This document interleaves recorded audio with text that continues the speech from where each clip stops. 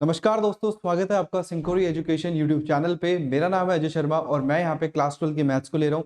आज हम यहाँ पे कुछ इंपॉर्टेंट क्वेश्चंस की बात करेंगे जो कि फ्रिक्वेंटली 1 या 2 मार्क्स में पूछे जाते हैं और बार बार रिपीटेड है वेक्टर के अंदर। तो वेक्टर अलजेब्रा आपको पता है 14 मार्क्स का आने वाला है और साथ में इसमें 3D भी है। तो वेक्टर और 3D दोनों मिलकर यहाँ पे 14 मार्क्स का है। तो ये इस चैप्टर बहुत ईजी भी है और इस चैप्टर का वेटेज भी बहुत अच्छा है। तो यहाँ पे आपको आसानी से समझना है, चाहे वो आरबीएससी हो चाहे वो सीबीएसई है। तो चलिए जल्दी से बिना टाइम वेस्ट करे जल्दी से स्टार्ट करते हैं। आप जाके जल्दी से चैनल को सब्सक्राइब कर दें और बेल आइकन को प्रेस कर दें, ऑल वाले नोटिफिकेशन को क्लिक करें, जिससे कि आपको सारी अपडेट्स इस चैनल से रिलेटेड मिल जाएं और आपका पूरा प्रॉपर रिवीजन हो जाए। तो चलिए स्टार्ट करते हैं बिना टाइम वेस्ट किए। तो इंपॉर्टेंट क्वेश्चन की बात करें अगर, तो यहाँ पे आप देखेंगे कि बहुत ही इजी सा क्वेश्चन लगता है ये, लेकिन बच्चे पता नहीं क्यों कंफ्यूज हो जाते हैं। बार बार बोलते हैं कि यहाँ पे देखिए कि 30 ग्राम पर सेंटीमीटर क्यूब है, ये किसका यूनिट है। बार बार मैंने लास्ट क्लासेस में भी बताया था, स्टार्टिंग में भी बताया था।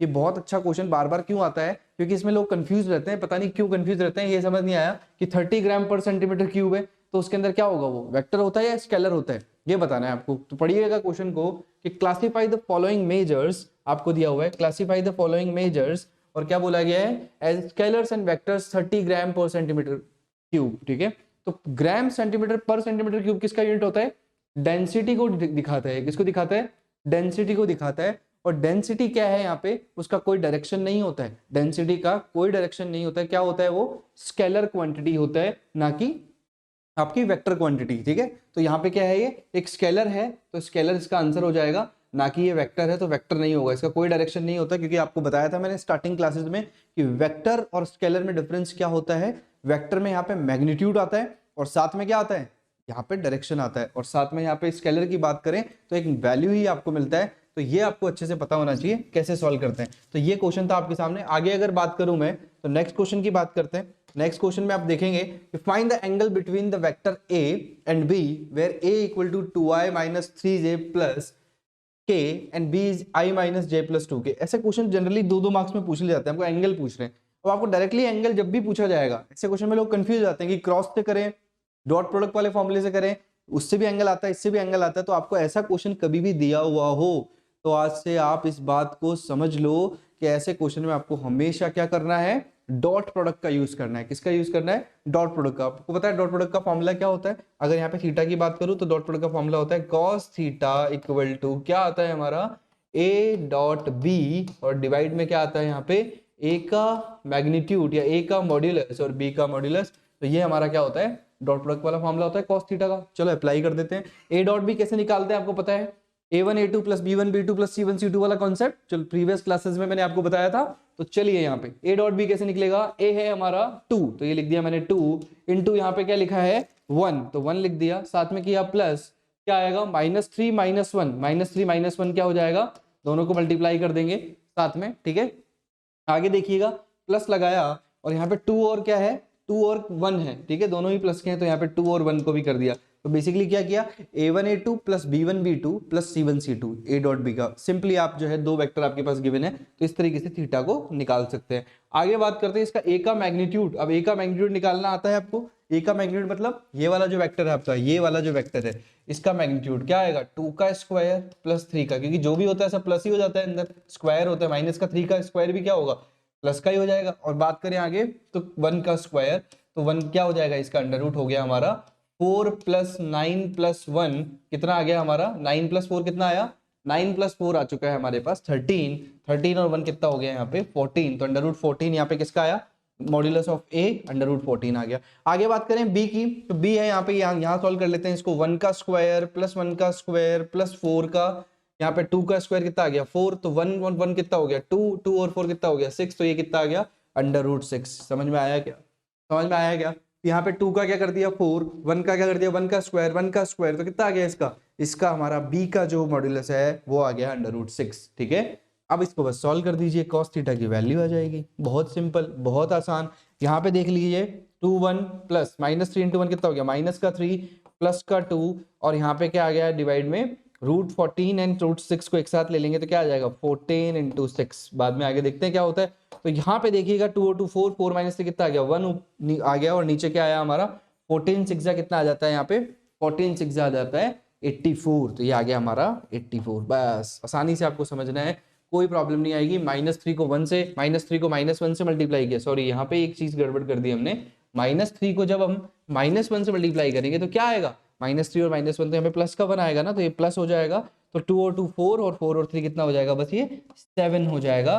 तो हमारा cos थीटा कितना आया, फाइनल आंसर हमारा आया cos थीटा इक्वल टू 7/√84। आपसे एंगल पूछा है तो क्या करोगे, थीटा इक्वल टू इनवर्स में लिख दोगे इसको, cos इनवर्स 7/√84। यस और नो, समझ में आया क्या? तो ये बहुत आसान तरीका आपको समझा दिया पूरा अच्छे से कि आपको क्या करना है, हमेशा क्या करना है, cos इनवर्स निकालना है या थीटा जो निकालना है आपको, तो थीटा जो निकालना है वो क्या निकालोगे, cos इनवर्स 7/√84 आया, इससे निकालोगे हमेशा डॉट प्रोडक्ट से। तो आसान क्वेश्चन। नेक्स्ट क्वेश्चन की तरफ बढ़ते हैं। ये क्वेश्चन बार बार पूछ लिया जाता है, ये प्रीवियस आपके पेपर्स में भी बार बार देखने को मिला है। ये क्वेश्चन बहुत इंपॉर्टेंट है। आपको बोल देते हैं कि लैम्डा का वैल्यू बताइए, ठीक है, क्या बोला आपसे, फाइंड लैम्डा, और आपको ये दे दिया है यहाँ पे 2i cap plus 6j cap plus 14k cap का क्रॉस लेना है किसके साथ, i cap plus lambda j cap plus 7k cap. तो आपको मैं बता दूं ये जीरो वेक्टर का मतलब क्या है, यहाँ पे जीरो i कैप, सब कुछ जीरो, जीरो j कैप और जीरो ही k कैप, ठीक है, इससे ही कंपेयर करवाना है। ऐसे क्वेश्चन बहुत इंपॉर्टेंट हो जाते हैं। तो इसका अपन क्रॉस कैसे लेंगे, यहाँ पे सबसे पहले इसका क्रॉस अपने को निकालना पड़ेगा। इसको a क्रॉस b मानते हैं, ये a है और ये b है, तो a क्रॉस b क्या आ जाएगा हमारा, इसको रखा हमने i j और k, और यहाँ पे रख दिया हमने 2, और यहाँ पे आया हमारा 1, और इसके साथ आया 6 14 लैम्डा और 7, ठीक है। डिटरमिनेंट निकालते हैं अपन क्रॉस के अंदर, सिंपल जैसे क्रॉस को सॉल्व करते हैं वैसे ही कर रहे हैं, साथ के साथ सॉल्व करते जाइए मेरे। i को लिया यहाँ पे क्या आया, 6 7 जा कितना आ गया 42, और ये कितना आ गया माइनस का 14 लैम्डा, यस और नो। इसको इसके साथ मल्टीप्लाई किया, इसको इसके साथ मल्टीप्लाई किया। देन देखिए यहाँ पे माइनस का क्या आएगा j, और j में क्या आएगा हमारा 7 2 जा 14 और 14 1 जा 14, तो क्या हो गया 14 माइनस 14 कितना आ गया 0। देखो चेक कर लो, ये 14 है, ये 1 है, ये 7 है और ये 2 है, तो 14 इंटू 1 14, और 7 2 जा भी कितना 14, चलो भाई 0 हो गया। प्लस यहाँ पे देखिए के कैप कैसे लिखेंगे, के को लिखेंगे हम 2 लैम्डा, क्या आ गया 2 लैम्डा माइनस 6 इक्वल टू क्या आ गया हमारा 0 वेक्टर, और 0 वेक्टर क्या है हमारा, आई कैप भी 0 है, जे भी 0 है और के भी 0, तो कंपेयर करवा लेंगे। तो 42 माइनस 14 लैम्डा इक्वल टू 0, और वो तो 0 है ही, और दूसरा है 2 लैम्डा माइनस 6 इक्वल टू 0। तो अब देखेंगे यहाँ पे लैम्डा की वैल्यू क्या आएगी, तो लैम्डा की वैल्यू हमारे पास सीधी सीधी इस वाली इक्वेशन से क्या आ रही है, 6 उधर जाएगा, 2 बाई कितना आ गया लैम्डा इक्वल टू 3 आ गया। अगर आपको चेक करना है इससे भी कर सकते हैं, क्या हो जाएगा आपका यहाँ पे अगर आप देखेंगे तो लैम्डा इक्वल टू हो जाएगा 42 बाई 14, तो ये भी कितना आएगा 3, तो लैम्डा का वैल्यू कितना आ गया आपका 3, तो 3 will be the correct answer, तो 3 आपका आंसर हो जाएगा। समझ में आ रहा है क्या? बहुत आसान और बहुत ही इंपॉर्टेंट, क्योंकि इस बार के एग्जाम पॉइंट ऑफ व्यू से ये सारे क्वेश्चंस इंपॉर्टेंट है जो कि लिए जा रहे हैं। अब देखिए यहाँ पे मैं टॉप 6 क्वेश्चन की बात कर रहा था, तो ये चौथा क्वेश्चन है जो कि थोड़ा सा हटके, अगर डायरेक्ट आ जाते हैं क्वेश्चन तो कंफ्यूज हो जाते हैं कि डॉट लगाएं क्रॉस लगाएं, मिक्स्ड क्वेश्चंस कैसे करें, वो सब बातें।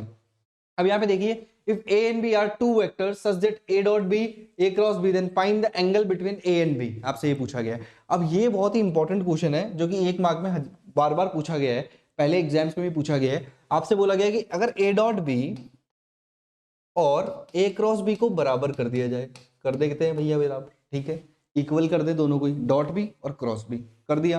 अब a डॉट b होता क्या है, a का मैग्नीट्यूड b का मैग्नीट्यूड क्या आता है cos थीटा के इक्वल, और क्रॉस क्या होता है a का मैग्नीट्यूड b का मैग्नीट्यूड क्या आ जाता है साइन थीटा, और एन कैप भी आता है, वो डायरेक्शन को दिखाता है, उसको लिखना इतना जरूरी नहीं है। अब यहाँ पे मैग्नीट्यूड तो कैंसिल हो सकते हैं, यस और नो, कोई ना कोई वैल्यू तो होगा, तो बचेगा क्या आपका cos थीटा इधर बचा, और यहाँ क्या बचा साइन थीटा बचा, यस और नो, बोलो समझ में आया क्या? तो यहाँ पे साइन थीटा बचा, तो अब इस cos थीटा को अगर उधर ले जाऊं तो क्या हो जाएगा sine theta upon cos theta, और इधर क्या रह जाएगा केवल 1 रह जाएगा। इसको कैसे लिख सकता हूँ, tan थीटा लिख सकता हूँ, अगर ट्रिग्नोमेट्री आपने पढ़ी है तो tan थीटा इक्वल टू क्या हो गया 1।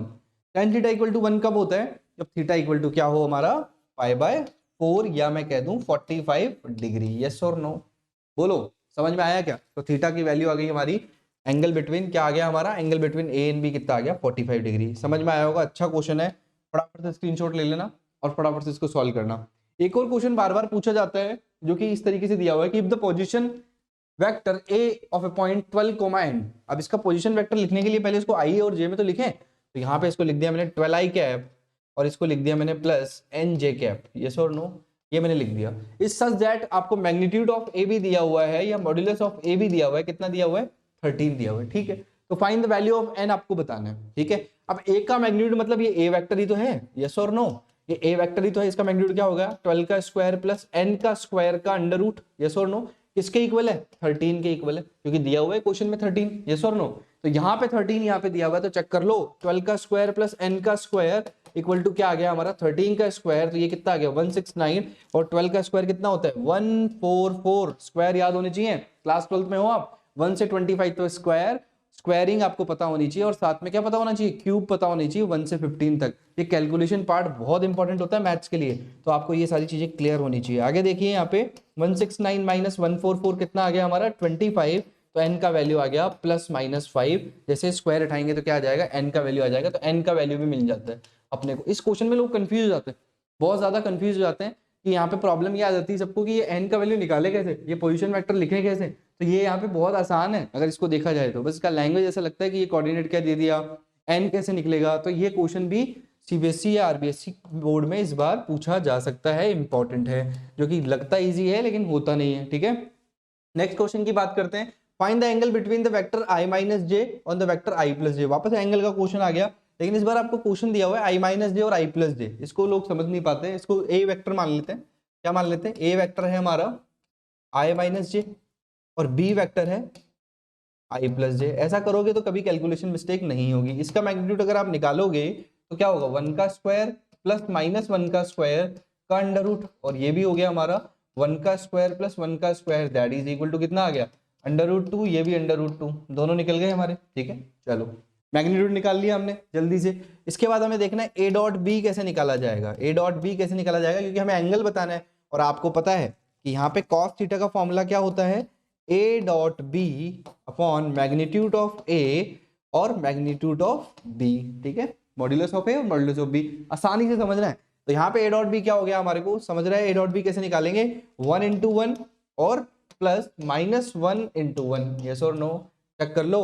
तो यहाँ पे अब देखेंगे आप 1 इंटू 1 प्लस माइनस 1 कितना हो गया 1 माइनस 1, और यहाँ पे आया ए का और बी का, तो रूट 2 इंटू रूट 2, देख लो एक बार वापस से, आई माइनस जे है आई प्लस जे है, 1 इंटू 1 और यहाँ पे क्या करेंगे माइनस 1 इंटू 1, तो यहाँ पे बीच में प्लस होता तो क्या लग जाएगा माइनस। तो अगर आप देखेंगे तो ये वाला पार्ट और ये वाला पार्ट क्या हो गया कैंसिल आउट हो गया, मतलब 1 माइनस 1 कैंसिल हो गया, और नीचे क्या आया 2, तो बेसिकली क्या आ गया आपका कॉस थीटा ही 0 आ गया, यस और नो। अगर थीटा ही 0 आ गया तो थीटा का वैल्यू कितना हो जाएगा, कॉस थीटा 0 कब होता है जब theta equal to pi by 2 हो, ट्रिग्नोमेट्री पता हो तो आपको, तो theta equal to pi by 2 हो, या हम बोले 90 डिग्री, तो यहाँ पे आपका ऑप्शन क्या हो जाएगा, इन दोनों के बीच में एंगल क्या हो गया pi by 2 is the correct answer. Check कर लो कैसे हमने ए डॉट बी और मॉड्यूलस ऑफ ए और मॉड्यूलस बी की वैल्यू रखी, और कॉस थीटा का वैल्यू यहाँ पे रखा, और थीटा का वैल्यू फाइंड कर लिया। तो ये थे कुछ बहुत ही इंपॉर्टेंट और कमाल क्वेश्चंस जो कि आपको बहुत ज्यादा हेल्प करेंगे आपकी प्रिपरेशन में। तो फिर मिलते हैं नेक्स्ट वीडियो में, तो next video will be on the same channel same place, आगे हम बात करेंगे 3D की, ठीक है। तो मिलते हैं, तो आप सभी का बहुत बहुत धन्यवाद, और फटाफट से सारे क्वेश्चंस को चेक कर लेना। Thank you so much.